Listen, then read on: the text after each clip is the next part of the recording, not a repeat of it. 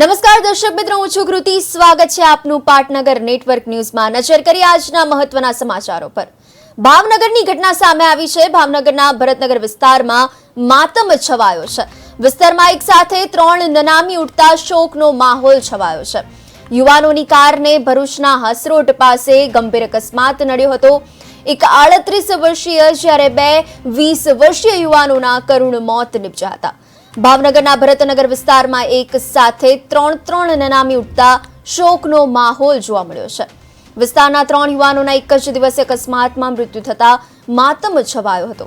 સુરતથી ભાવનગર પરત ફરતા કારને ભરૂચ પાસે આવેલા હાસરોટ પાસે અકસ્માત નડતા 3 મિત્રોના કરુણ મોત થયા હતા.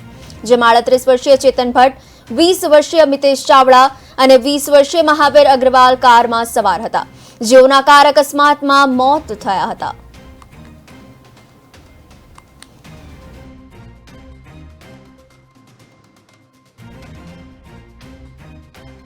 ભાઈ છે ચેતન ભરતભાઈ ભટ્ટી.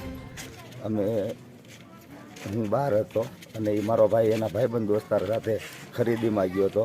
ખરીદી કરીને આવતા આકાશમાં મારો ભાણેજ છે જે મિતેશભાઈ રાજેશભાઈ ચાવડા તે ગુજરી ગયો છે એક્સિડન્ટમાં. ભાઈ છે ચેતન